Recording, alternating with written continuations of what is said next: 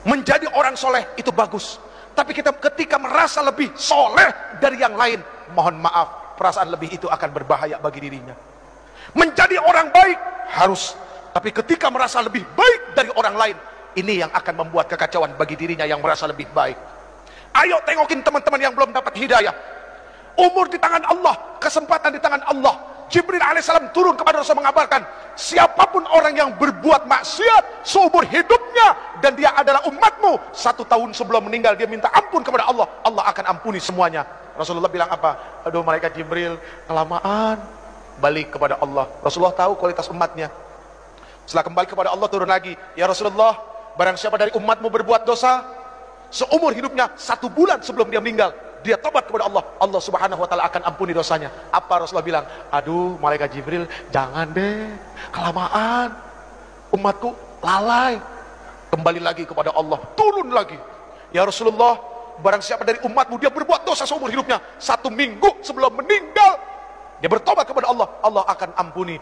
Tapi apa yang dikatakan Rasulullah SAW? Aduh jangan malaikat Jibril, jangan, umatku lalai. Lihat, sayang gak Rasulullah sama kita? Cinta nggak Rasulullah sama kita? Akhirnya kembali lagi kepada Allah, lalu kemudian turun, ya Rasulullah, Allah berkirim salam kepadamu. Barang siapa dari umatmu dia melakukan dosa, melakukan keburukan seumur hidupnya, 1 tahun, 1 bulan, 1 minggu, 1 hari, bahkan ketika ruhnya ya gargir, malam ya gargir, gargarah, berbulak balik di tenggorokan, dia nggak bisa berkata apapun kepada Allah, tapi matanya menatap memohon kepada Allah, hatinya bersungguh-sungguh kepada Allah, minta ampun kepada Allah, Allah subhanahu wa ta'ala akan memberikan ampunan kepada mereka. Itu maha luasnya ampunan Allah. Tapi sayang 1000 sayang, Allah nggak pernah bosan ngampunin hambanya, cuma hambanya yang kadang-kadang bosan minta ampun kepada Allah. Na'udzubillahi min dzalik.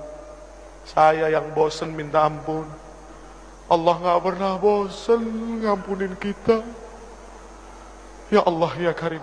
Maaf hadirin, al-Islam kal bunyan yashuddu ba'dahum ba'dha. Islam itu seperti bangunan, saling menguatkan satu sama lain. Ada yang bagiannya seperti pasir, ada yang bagiannya seperti kerikil, ada yang bagiannya seperti air, ada yang bagiannya seperti batu koral, dan ada yang bagiannya seperti semen. Semen jangan sombong karena mentang-mentang mahal daripada pasir. Batu yang besar pun jangan sombong, pasir kecil tapi rame-rame mainnya keroyokan. Air, subhanallah, ketika tidak ada kesombongan dari satu hamba kepada hamba yang lain. Lihat, tiang ini terdiri dari apa? Nah itu semua karena tidak ada kesombongan, mereka jadi satu, akhirnya jadi tiang. Jadi mendamaikan 2 orang berselisih itu jauh baik daripada jadi kompor. Bu, mohon maaf, apapun yang ada di atas kompor, pantatnya pasti hitam.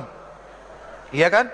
Penggorengan ditaruh di atas kompor, pantatnya hitam. Jadi jangan jadi kompor, tiup sana, tiup sini. Kok seneng amat ya? Na'udzubillahi min dzalik. Yang terakhir, ini udah berbusa ibu.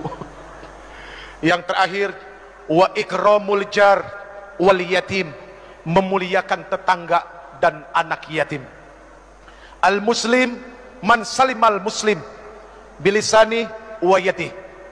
Muslim itu adalah orang yang bisa menyelamatkan muslim yang lainnya, atau ketika muslim yang lainnya itu selamat dari apa? Dari mulut dan lidahnya. Kecintaannya kepada tetangga, rasa kasih sayangnya kepada orang-orang fakir, itu sangat luar biasa. Maaf, mohon maaf, jangan tersinggung. Yang kaya tolong engkau ingat, tidak akan pernah ada kalimat kaya kalau tidak ada miskin. Artinya apa? Kenapa engkau disebut orang kaya? Karena ada orang miskin, makanya engkau disebut orang kaya.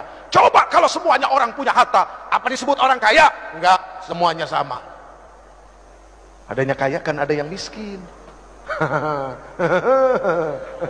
Ya udah ya. Wa ikramul jar wal yatim, memuliakan tetangga dan anak yatim. Ini bukti bahwa dia adalah muslim sejati. Friend, pegang yang 7 friend. 7 itu bermakna adalah Al-Fatihah, As-Sab'ul Masani, 7 ayat yang berulang-ulang. 7 itu berarti adalah hari dari Jumat sampai Kamis. 7 itu berarti adalah lapis langit. 7 itu berarti adalah lapis bumi. 7 itu berarti adalah 7 benua. Dan 7 itu berarti adalah 7 keajaiban dunia. Tawaf berputar 7 kali, sa'i berbolak-balik 7 kali, dan ada 7 kerikil lontaran jumrah. Pegang yang 7, artinya baca Fatihah sebanyak-banyaknya, karena Allah subhanahu wa ta'ala tidak akan pernah menggantikan Al-Fatihah dengan surat apapun di dalam salat. Bahkan la salat liman lam yaqra'u bi Fatihatil Quran, tidak akan dikatakan orang itu salat kalau dia tidak membaca Al-Fatihah.